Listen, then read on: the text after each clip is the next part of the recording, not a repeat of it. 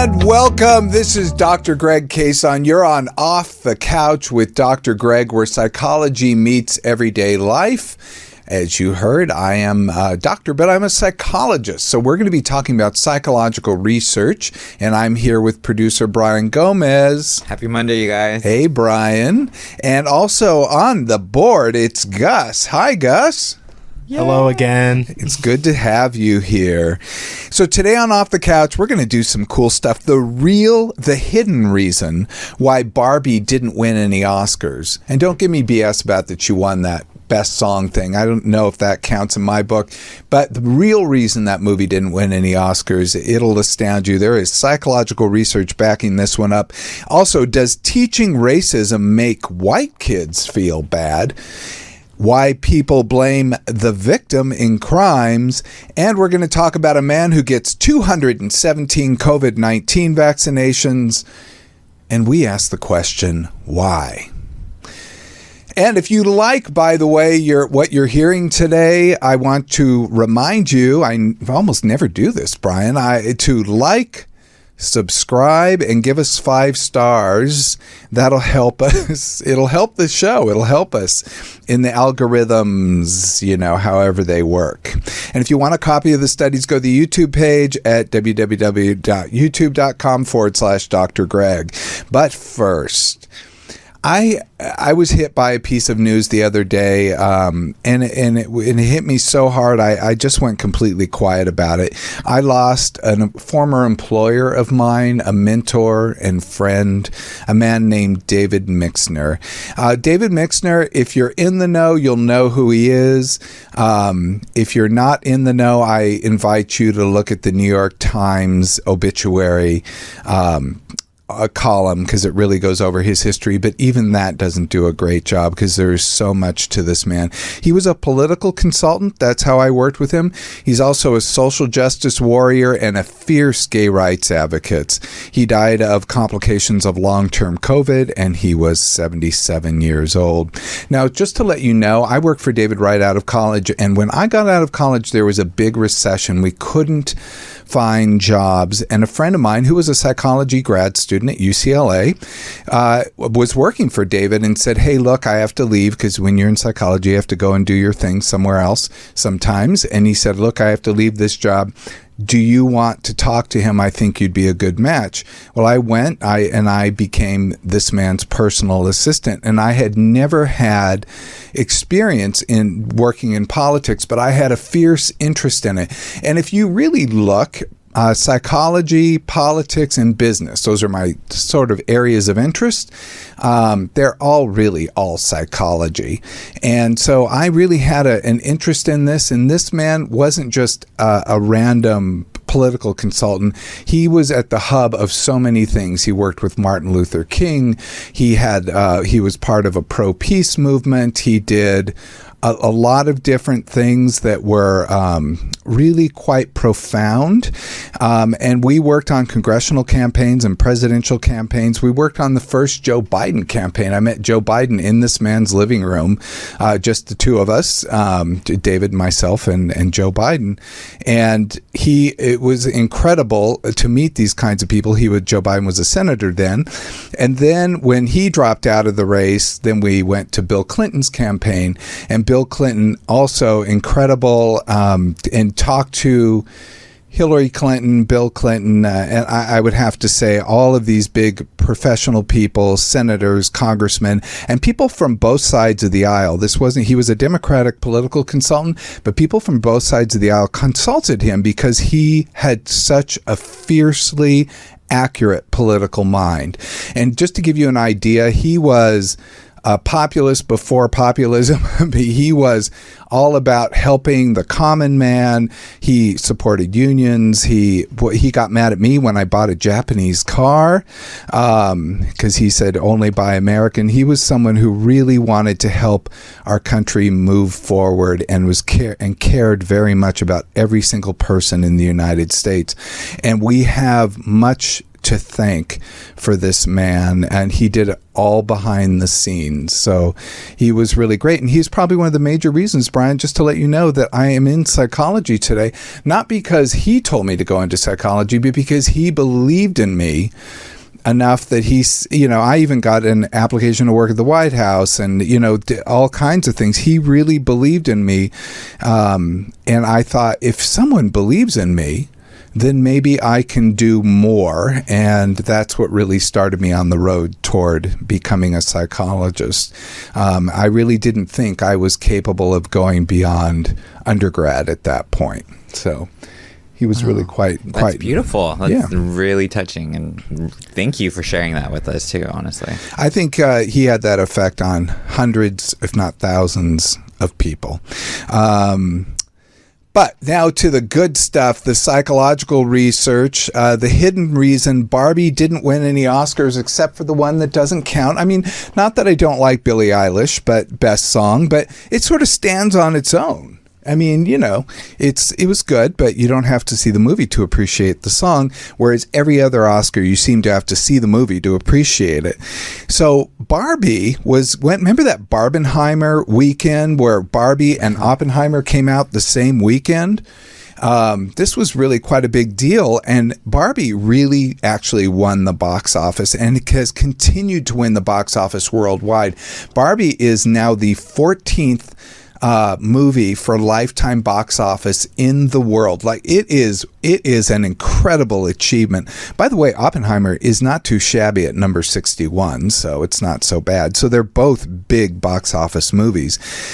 But Oppenheimer, as everyone knows, is the one that won Best Picture for Oscar, and there might be some interesting reasons for that, at least according to a University of Maryland and London School of Business study that's published in the Strategic Management Journal. Can you guess what those reasons are? Can you guess, Gus, what that reason is? A lot of pink? No, I don't know. Do you have a guess, Brian? No, I'm kind of curious to see what the studies showed, because everybody has their own opinion of why it didn't. Well, I think research once again gives us the answer. It's because it starred a woman, and it seems like female-led movies are continually maligned, and we can talk about that. In most cases, female-led movies have lower ratings, they get worse reviews, and they make less money than other films. Now, Barbie made great money, but that's sort of an unusual thing, but they typically don't win the review contest. So for this study, researchers did something kind of great. They looked at something called the Internet Movie Database. That's IMDb. You can go to imdb.com and you can see everything you want to know about movies. You can see casts. You can read about the actors. It's really that one-stop shop internal industry place. And researchers analyzed 400 million consumer ratings of IMDb, their database. They did 400 million consumer ratings of 4,000 films, and they went from 1992 to 2018. So they really looked at a lot of data. And they found that men and women alike rated male-led movies basically the same. So people, when they looked at male-led movies like Oppenheimer, where there's a male lead, an identifiable male lead, that those basically, women and men see them about the same.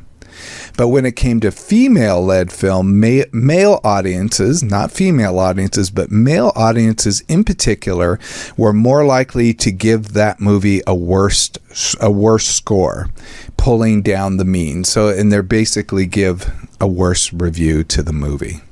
That makes sense in a weird way. I saw it in the military whenever we were in boot camp, for example, and they would put a female in charge. The men hated it. You could see the anger of just having a female in charge, or leading. You could see that it really did stir some stuff up inside them, Yeah, it does challenge authority in a lot of people. And, but this is interesting. This does nothing to challenge authority. But when we're watching a movie, we identify with the main character. If not identify with them, we're at least following their story. So we're often very interested in them. in the IMDb database, a lot of reviewers gave female-led films a 1 out of 10, with 10 being the very best it could be, and that pulled down the average. So Oppenheimer reviewers had more of a normal spread. They didn't have as many 1s. I mean, there might be people who didn't groove to the movie. They might give it a 3 or an 8, a 7. You know, they didn't think it was the best thing in the world, but they thought it had some merit, where a lot of the Barbie reviews had 1s, like it was an absolute bomb to them. IMDb ratings, by the way, for Barbie is 6.9 out of 10, and Oppenheimer's 8.4 out of 10. But it's easier to see how many people actually like the movie, because 75% of people who saw Barbie liked the movie, but 83% of Oppenheimer viewers liked the movie. So a higher number of people actually liked Oppenheimer than liked Barbie, or a percentage of viewers that saw it. Did you like Barbie? I did. I thought it was cute. The message was cool. I saw a lot of stuff online that people were so upset by it that I'm like, well, if the shoe fits. Were they upset? What was they upset about? I feel like, having the whole woman movement and having that spotlight on them and having the guys painted, not so great in that way. But I mean, it's real life. What did you think, Gus? Did you like it? I did the Barbenheimer double feature. Oh, you were there that weekend. Same day. Oh, okay. Wow. That is commitment to do both. Yeah, wow. Good for you. I actually really liked the movie. I thought it was kind of neat. The part I didn't like in the movie, oddly enough, was the Will Ferrell executive stuff. But I understand he had to play like a total buffoon, and that was part of the point. But in a way, I don't know, found a little distracting. I actually loved the whole Barbie world and the struggles they were having and the difficulties and sort of dealing with being a two-dimensional character. And I thought actually they did a great job. Did you know, I was watching a thing on this because I like to do a deep dive when I talk about a story, and I thought Greta Gerwig, I thought the whole movie was her idea and she wrote it, etc. And then I see, who was the woman who starred in it? Now I'm forgetting. Do you remember, Gus? Margot Robbie. Thank you, because I'm, that's who I do forget his stars' names sometimes. Apologies, but but she was saying, we were looking for a writer, and we thought that Greta Gerwig would be a great voice for the film, and I think they were really correct. Yeah, I mean, together they killed it, and she looked like the perfect Barbie doll. Honestly, she did. She went from playing Tanya, what's her name? The one who, bludgeoned. Yeah, I mean, she was Tanya Harding, yeah, and she really did a great job in that. She's just great in everything she does, so she's quite an amazing force. But it wasn't just the quality of these movies. Now, you could say, okay, Greg, it's just the quality of the movies where females are the lead. But so the researchers wanted to test that notion as well. So they used ChatGPT to generate 20 plausible movie plots. And then they randomly selected male and female leads. So they just said, here are 20 plausible movie plots here. And then they kind of put in males versus females to see how people rated them. They surveyed 800 people on how much they'd like the fake films. So they were judging how much they'd like it and how eager they were to watch the fake film. Now, respondents were less likely to want to view a female-led film. But when it starred a male, they were more likely to want to watch it. I'd be curious to see if they could do with gay men voting and then straight men voting on that, because I feel like as gay guys we kind of do the female leads. I have to say that's a great point, and that's a limit to this research. And sexual orientation, you can't just give gender. It's good to give sexual orientation, and it's good to talk about things. But sometimes if they do just everybody we surveyed and they do one big finding, sometimes that's a really interesting thing. But sometimes it is interesting to divide things up into groups to sort of see what the impact is. I do agree with you, and maybe gay men are identifying more with straight women because there is a bright spot, which is straight women or women. I'm not saying straight women. Maybe I'd take the straight out of it. Just women give top ratings to female-led films and independent studios. And I am a sucker for an independent film. I do like that. I do like a unusual film from some random country. As long as I can read the captions, I'm good. And other films without mass appeal. So that's kind of an interesting thing. So that does help the box office on those films. So we need our female audiences and our gay male audiences as well. Okay. So new study. Does teaching about racism make white kids feel bad? What do you think?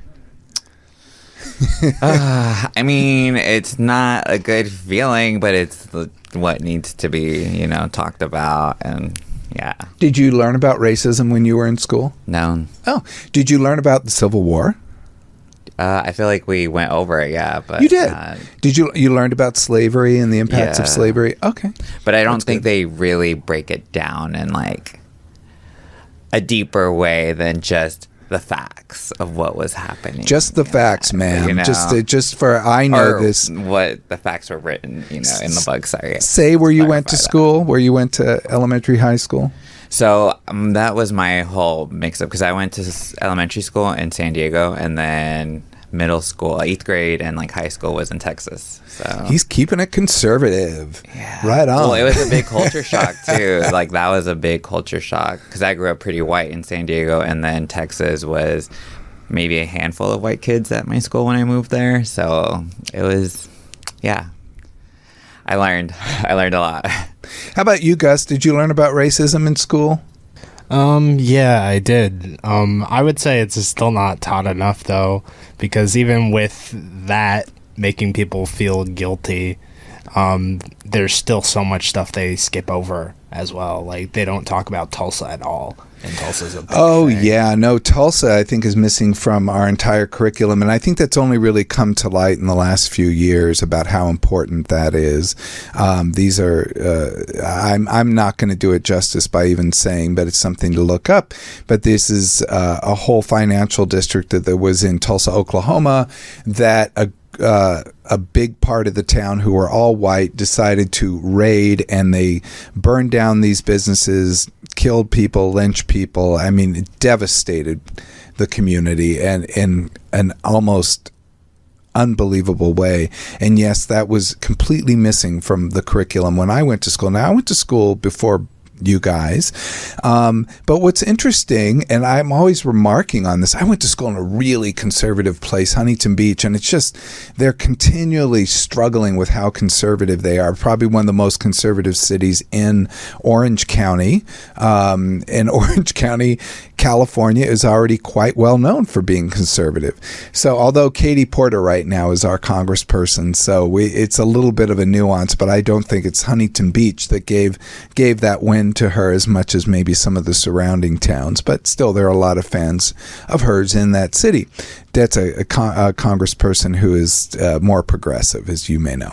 But what's interesting about the town that I grew up in is when I was in 5th grade, we learned about the Civil War. Like it was a huge thing we did, and it was like a semester, and we spent all this time on the states and the struggles, and I really appreciate that we got that exploration that early, and really with the point of understanding about how these people suffered for something that was so like outside of our human experience, which is not just racism, but slavery. And so it's just really a kind of a crazy thing. But I don't remember ever feeling bad. And I went to a school that was, I just didn't feel bad about it. I felt horrified that it happened, but I didn't feel personally responsible, certainly not as a 5th grader. But I think we're hearing this a lot from certain school boards. You hear about it in school board meetings. You hear about it from certain politicians, like in Texas. There you go, Brian. And in Florida and maybe some other places, you're hearing about how bad it is to teach about racism. So North Carolina State University paired up with Duke University and Dickinson College, and they published an article in Era Open, which is the Journal of the American Education Research Association, to explore the question of the effect of these kinds of teachings on the kids. And so we always hear this, and we hear this around critical race theory. Do you guys ever hear about that? Yeah, of You course, do? in the news. That's so interesting. Big in Florida, for sure. Yeah, because critical race theory isn't taught before law school. So, I mean, if you're going to enroll in law school, then yeah, if you don't like critical race theory, then by all means, go to a law school board meeting. I don't know what that is, but it doesn't make sense that people think it's happening, and so it seemed all very odd. So there was a belief that just teaching about race, which is just a normal part of life, there's a belief that this will stress students and increase alienation, especially among the white kids. So North Carolina State, Duke, and Dickinson, they got together with a public high school and they said, look, we want to do an intervention and measure its impact. So there was a very controlled experiment, but this is what we call quasi-experimental because it's in the wild. It's when you're working with a group who's already formed, who's just part of their normal thing, and you're kind of coming in and assessing something, and they're putting an intervention within this education system in this high school. And they wanted to do a classroom intervention aimed at helping students understand and discuss issues related to racism. The study was an intervention that's 45 minutes long, once per week for 10 weeks. I was thinking, where would this go in school curriculum? Probably in health class or maybe government or some, I don't know. But the study, they just kind of dropped it in once a week for 10 weeks, and they assessed 227 students before the intervention and 3 months after the intervention. And they measured some things. They measured how engaged the students were. Like, did they like this kind of curriculum? Did they participate? How related they were? How related they felt with the staff? So did they like these people? The extent to which students felt like they belonged in the school community, which is one of the big things. We hear that people feel alienated. So did these students feel like they belonged? Did they get stressed out by it? Like, do people take this on personally? And they also wanted to measure the extent of what they were teaching, which is how the students perceived social inequity or inequality. They also did a smaller group to study more closely, and this is another way. Sometimes we subdivide out within research a smaller group that we really want to explore a little more deeply. They did 67% of the students also participated doing daily surveys for 3 weeks during the intervention, and the daily surveys were to assess their stress levels and feelings of belonging to see if those went up and down over the weeks, and they were daily fluctuations to see how they were feeling. So, I mean, I was kind of impressed that they really kind of, they went in there and they were just laser focused on what's going to be. So what are the key findings? Well, I bet you guys have been waiting for that. Key findings: 60% of study participants report being highly engaged with the intervention, and 20% were passively or somewhat engaged. I'd have to say this is a popular school course if you have that many people who are engaged. I was thinking, would that be for geometry? Would we have 60%? Would we have 10% of the class highly engaged? I doubt it. Anyway, the highly engaged group also demonstrated significant growth in their awareness of social inequality. So they really learned something when they were engaged. But the big findings for our purposes, why I thought this was such an interesting study, were those 67% of people they recorded daily. They found 0, no increase in stress, 0, no decrease in feelings of belonging. This was true for all 67 participants. There wasn't one who felt worse about being taught about racism, and that included the white ones. So How about that, you guys? You thought it was going a different direction, huh? The science is proving This that it doesn't matter. And my big thing is on that is like, if your feelings are hurt because we're talking about racism, imagine the people that are facing the racism. Yeah, no, it's a real thing. And I think it's also really valuable to learn about this. Let's say, as a white guy, I think I can comment on this. It's very valuable for me to understand the impacts of words and deeds and acts on other people. And because people talk about white privilege, and I sometimes bristle at that, like, what the hell are they talking about, et cetera, et cetera. But that's kind of the point, because the fact that I don't perceive it is probably the problem. And so understanding where the problem exists and how that happens helps me to be a better person, helps me to treat others in a better way. Yeah, and there's nothing wrong with accepting that there is a problem and acknowledging it. I feel like there's a problem when you try to fight that there is a problem, where it's like, nobody's getting hurt if you're accepting it. Nobody's dying if you're just being like, yeah, there is an issue here that we need to talk about. No, and some things need to be handled more delicately. We do need to listen to people, et cetera, but I think ultimately, and this is something I've believed for a long time, is it's really hard to do permanent damage on someone's feelings if you're not like a family member or someone they love, etc. And teachers can do a number too, so people that are close friends. Now I'm expanding the circle out. But what I do want to say is, sometimes it's good to be a little bit uncomfortable, to learn new things, to hear about other people, because that just pushes you to grow. And I liken the mind to a muscle that you need to stress it in order to grow it. That's true. I mean, if you don't learn or anything, how are you growing? I don't know. So now it's my favorite study of all, because this is blaming the victim. And this is what I've always been kind of simultaneously horrified and fascinated that people blame victims of crime. And I see this happen all the time. It's easy for people to look the other way when someone else needs help. Now, we hear this. We probably see it with GoFundMe campaigns. I would never go to the GoFundMe page just to have a look. But when I do get them from people, probably my first reaction is like, oh my God.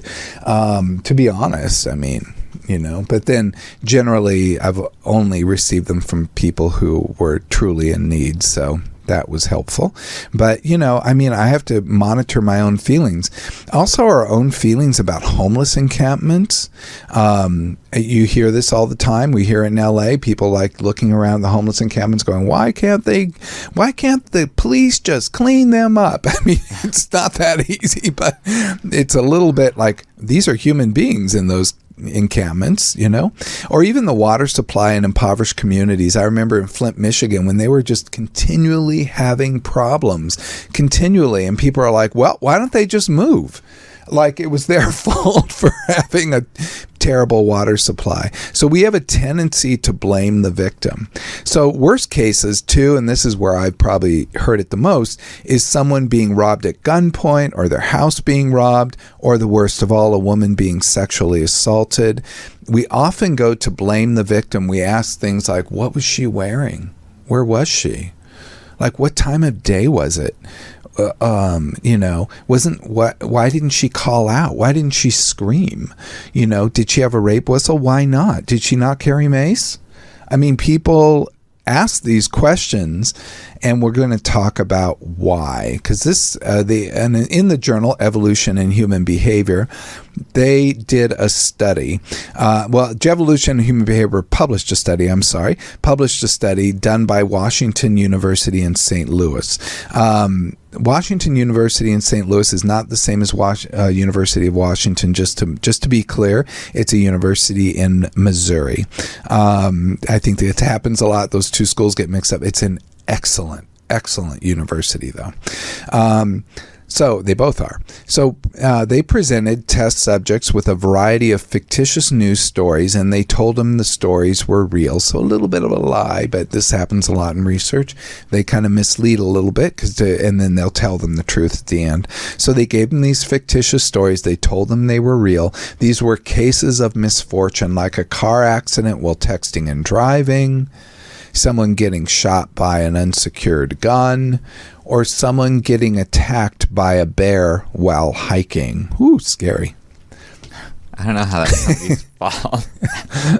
Well, I mean, I saw a guy when I was at Yosemite once, and there was a bear, and the guy was trying to get up close to it to take a picture, and he kept going, and he kept like talking to the bear, and he kept getting closer, and I said, dude, the bear's going to attack you. And he's like, no, it's cute. And I'm like, you got to be kidding.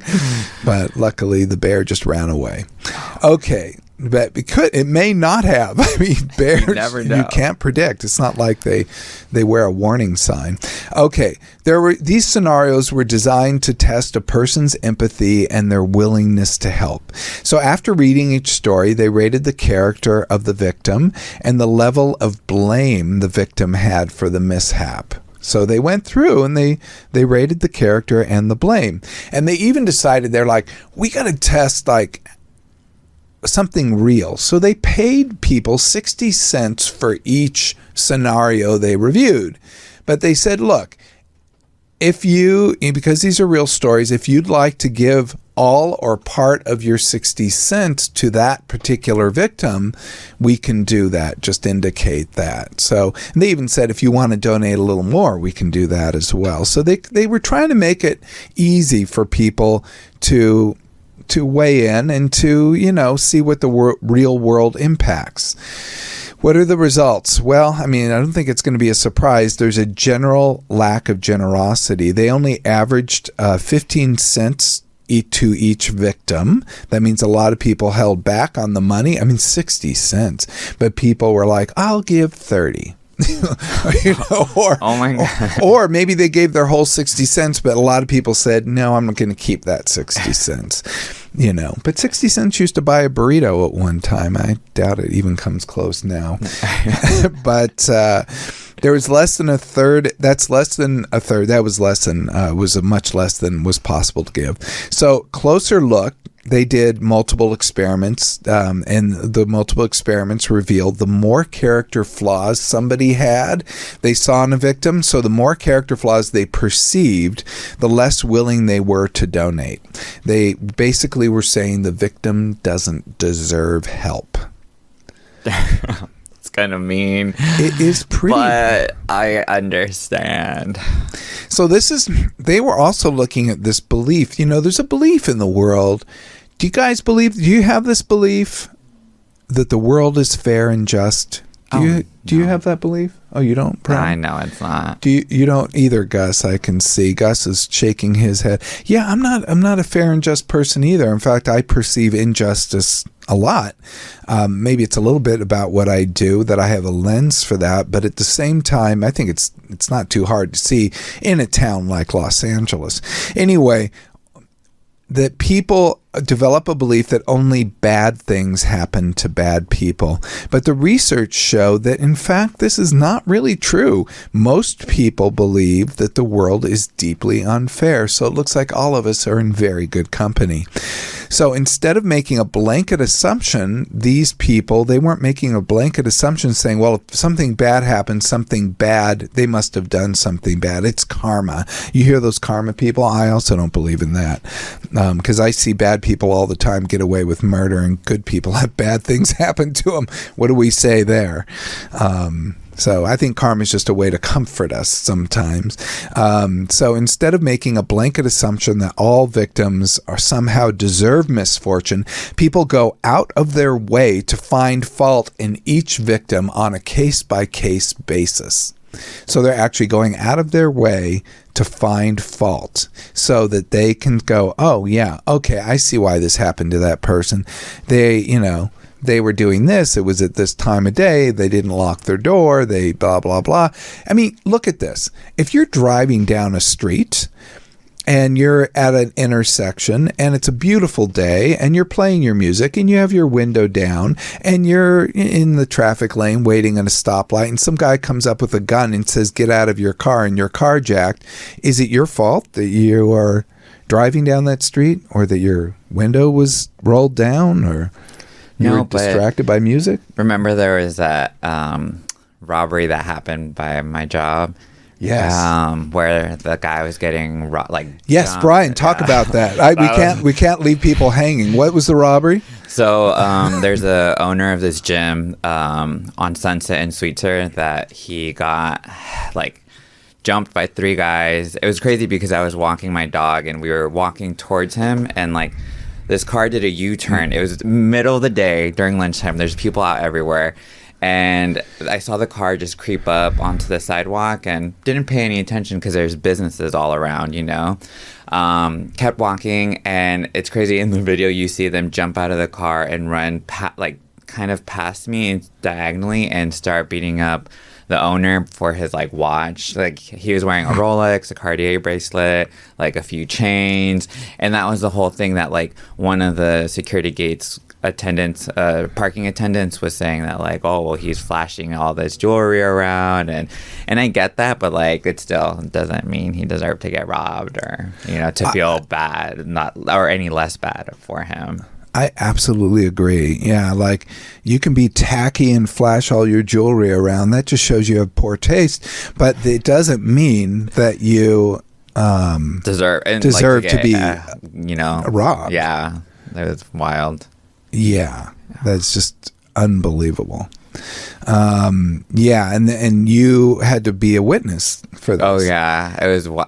And you know what? That may happen. Did the police get your name? Yeah. Oh yeah. They got all my information because they literally ran past me, and I tried to go back to help the guy because I thought they were stealing his dog because his dog was with him too, and I was walking. Which happens here in LA. Which happens. It's happened to Lady Gaga, and it's happened to other people that their dogs are stolen because they have expensive dogs. Which is crazy. We can't walk our dogs now. We're still a very low crime place compared to most of the nation, certainly most metros. It's really funny, but yeah, we get a lot of good marquee crimes, especially because Lady Gaga's dogs. I mean, where else is that going to happen? Sure. So, I only asked if the police got your name because I had to participate. I had my house robbed and I walked in on the people robbing my house. And this was years ago. And I couldn't have identified the person. They did it through the merchandise they stole. They identified the merchandise. Anyway, and so I go in to testify because they ask you to testify, and you go and you sit in there, and it's a surreal experience, and you sit there and say hello to the jury. They said, "Do you know Mr. So-and-so?" I said, "No, how do you do?" And he goes, "Good, thank you, nice meeting you." And it was the guy who robbed me.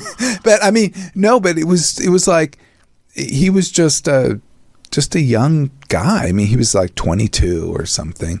And, I felt so bad.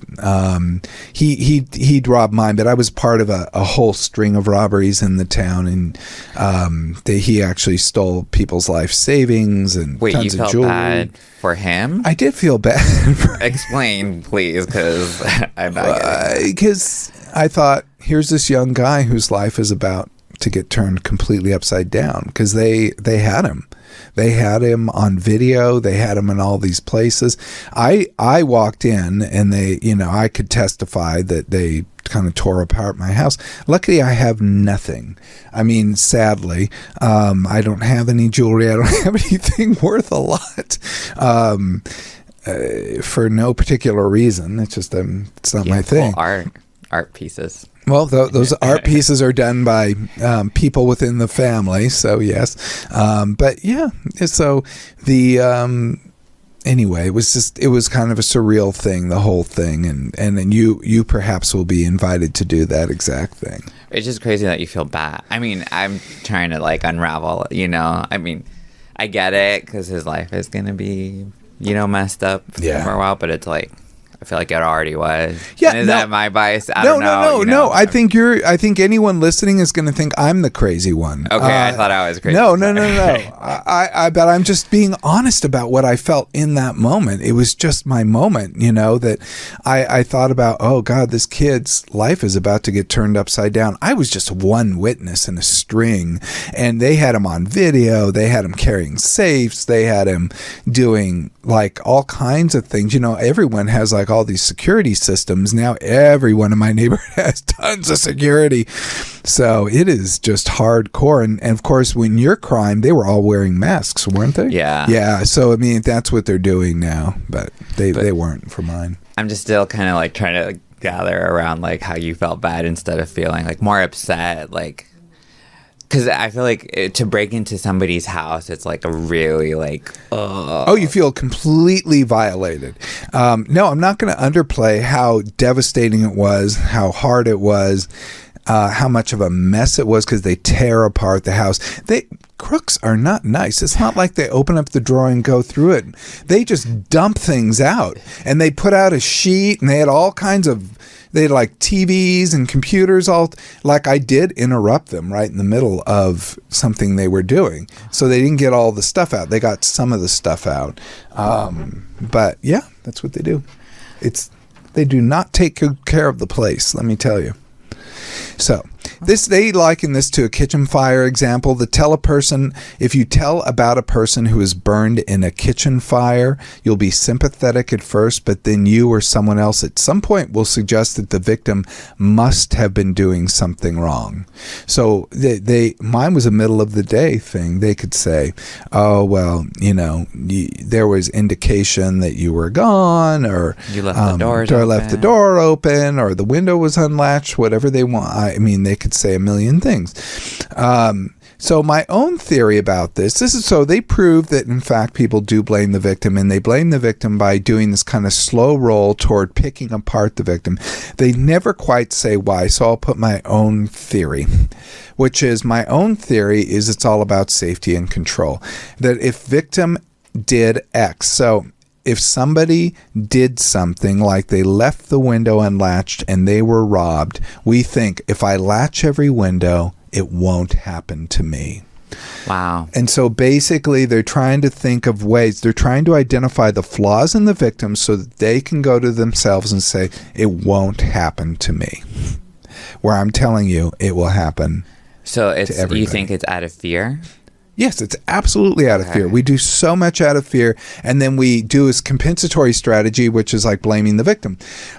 So blaming the victim allows us to think we're not going to suffer the same fate, whereas empathy and compassion are needed to make society thrive, but that requires us to operate on a very different level. That's crazy, because even when I got my car broken into, I remember blaming myself, saying that I had like a little chain that broke, and I threw it in like the cup holder, and told myself that if I hadn't done that, like if it didn't have that little shiny thing just got somebody's attention, that it wouldn't have happened, So it's kind of crazy that I'm still you blamed yourself. Yeah. So the next one, we don't have much time, but it's probably the most interesting one. A man was vaccinated 217 times, and the question is why. So I first saw it on CNN, but it was a paper appearing in the national news and from the Lancet Infectious Diseases. If you don't know, the Lancet is one of the premier medical journals in the entire world. It is out of London. There was a 62-year-old German man who deliberately got vaccinated for COVID-19 217 times. He is reported to be the most vaccinated person in history. And why it was interesting is because we have all these people like on Facebook saying you get the COVID vaccine, all your limbs will fall off, you'll die of strange diseases, etc. So this was a particularly interesting person. He first came to the attention of German-led researchers due to news reports in 2022 when he only had 90 jabs, just 90. And there was a suspicion at the time. The reason he came to everyone's attention is because they thought he was collecting and selling completed vaccination cards. Remember, you couldn't even travel, you couldn't go throughout Europe without proof of vaccination. but there was zero evidence of that. A prosecutor looked into it. They were going to make a case about him. They could not find any evidence that he was selling vaccination cards. So the prosecutor did find evidence when he looked closely of 130 vaccinations over 9 months. That means they were able to track it through these different systems. But the man claims to have received 217 vaccine doses. He got 8 different COVID vaccines. I think we only have 3 or 4 available in this country. And it included all the mRNA versions, and he had got it over 29 months. And this is a case of something called hyper-vaccination. It's extremely rare. But the most interesting thing about him medically is he had no major side effects or outcomes. That this didn't seem to affect him in a really negative way, nor did his immune system become overtaxed and thus less effective as suspected for hyper-vaccinated individuals. We think that when someone gets a lot of vaccines, their immune system's going to go, oh my God, I give up. I mean, this is too much. And it's like working out a muscle too much. It'll eventually just kind of peter out. It'll get injured. But instead, his body seemed to have regulated. Now, it's not to say that this is something to do. I don't recommend it by any stretch of the imagination. In fact, it is very much not recommended. But it's interesting to look at the considerations of one person. They did find higher concentrations of the immune cells and antibodies for COVID virus as compared to a control group who received 3 vaccinations. So he did seem to have more of an active immune system, but no signs of immune system fatigue, and never tested positive for COVID and never showed a sign of a past infection and otherwise functioned normally. So this is all to set the stage for why. So where the articles don't address is why. So I wanted to go through what could possibly be the considerations. I looked at 3 particular things that we might consider when we see this. One is something called factitious disorder, but you know it more colloquially as Munchausen Syndrome. That is something we hear a lot about. That used to be the old name for it. The second is obsessive compulsive disorder, which is a thought because he kept getting this this strategy of getting jabs over and over. And then health anxiety. We looked at something called illness anxiety disorder, which used to be known as hypochondria. So factitious disorder, Munchausen, rule that out. You guys saw the Patricia Arquette movie? Maybe you didn't. It's really a good one. And this portrays Munchausen by proxy, where the mother's making the daughter sick. Factitious disorder alone is somebody who makes himself sick. And one day, perhaps I can talk about that. I once encountered a patient who had that, and I've encountered a couple of people who've had it, but you don't encounter them in a normal way. They don't tell you they have it. Basically, what happens, because I've worked in hospital systems, is all of a sudden the medical test, the people are coming in, they're saying they have this thing, they're presenting the symptoms, they know exactly what to say and do and how to present, but then you do the requisite testing and they don't test for the illness, and then you can say, look, you don't have this, and then they will fall apart, and you can look into their history and I'll see a lot of other things. People can ask why. It's usually, the theory is it's for attention, but it's something they really don't seek help for. They mimic or produce illness or injury. They exaggerate symptoms. They continue with the deception even without receiving any visible benefit or reward. And even when they're faced with objective evidence that doesn't support their claims. And I had personal experience with this. The best you get is a glazed over look and I gotta go, and then they run out. So I've ruled out that. The next is obsessive compulsive, and there's reason, because the guy kept coming back. He said yes. I mean, he didn't he didn't say he had COVID. That wasn't part of his thing. He was trying to prevent it. So he really didn't meet Munchausen at all. The next is obsessive compulsive disorder. This is specifically characterized by obsessions and compulsions. Obsessions are things like intrusive, distressing, or persistent thoughts or images. Compulsions are specific acts you perform repeatedly to stop. And usually this takes at least an hour of your day to go through these obsessions and compulsions, and it significantly inhibits your ability to function. So when you meet someone with OCD, you know it. I mean, they tell you about their suffering, and they are suffering. It is a severe illness. But the next one, I ruled that out too, and I'll talk about why, but mostly because this was not somebody who was distressed about getting these things, where usually someone with OCD is distressed about the actions that they are taking, even though they're trying to relieve the obsessions. Also, this was not something he did repeatedly for more than an hour. He went and got a vaccination and then waited a few days and then got another one, etc. Really, this seems to fit more with illness anxiety disorder. This is where you bring preoccupied, you're preoccupied with having or acquiring a serious illness for 6 months or longer, despite no symptoms. He absolutely fits that. He's repeatedly checking one's body for signs of illness, so he's probably doing a lot of COVID tests, repeatedly checking in with physicians or seeking medical care. We certainly know that with the seeking vaccinations. It also could be they go the other direction. They avoid appointments. He's being very anxious about his health, and he's being easily alarmed about personal health issues. And can you put up the graphic for that just really quickly? I just wanted to show for people watching the YouTube, you can go to the YouTube, youtube.com/Dr. Greg, and look at this. You could look at this thing. But bottom line is, OCD and illness anxiety disorder have very similar courses. With OCD, you have an obsessive thought, you have anxiety that results, you do the compulsion, you feel temporary relief, which then leads back to the obsessive thought, and that happens over and over again. With the cycle of illness anxiety, you have the thoughts of being sick, you feel the anxiety, you avoid or seek reassurance, or perhaps get a medical procedure, and then you feel temporary relief. But then the thoughts of being sick come back again. So you can see how incredibly similar they are, but they're not quite the same. So I thought this was illness anxiety disorder. But you might ask quickly, how can any doctor let this happen? Well, there was a study in 2017 to say a survey of 2,100 physicians of the American Medical Association found that approximately 20% of medical care is deemed unnecessary, including 20% of tests and 11% of procedures.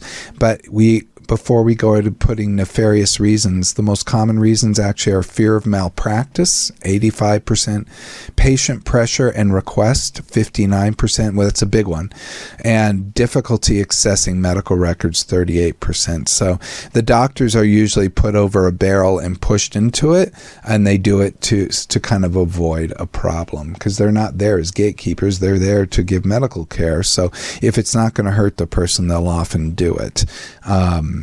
But I thought that was pretty fascinating and we'll know more about him in the future. Maybe we'll talk about him some more. Yeah, I'm curious how his health was before. Was he really active and worked out, and his eating, or why his body, his immune system is just perfectly fine, Yeah, I mean, it's a good question to ask, and certainly one person's experience does not mean that will be every person's experience. A friend of mine who's an immunologist, I was talking about this study to her, and she says, well, there's immune system fatigue and blah, blah, blah, the T cells. And I said, they did not find evidence of that with him. And she's like, I can't believe that. And I'm like, yeah, I know. It's pretty wild. So who knows? I mean, it could just be his genetic makeup too. It could be. We're not going to give a bunch of people 217 COVID shots just to see what gives. That's the only way you could really find out. But, there might be other ways. But it's interesting to note it wasn't the fear fest that a lot of people were projecting. But, if you get more than what's a medical procedure, more than what's prescribed or required, that starts to raise some questions. So, and maybe you might have hypochondria, which is illness anxiety disorder or illness anxiety disorder. Yeah. Well, that wraps up the show for today. I had to rush through that because we're running out of time. So sorry, folks. This is Dr. Greg Cason and Brian and Gus. Hey, guys. Thank you for being here. Until next time, be present, be flexible, and be kind.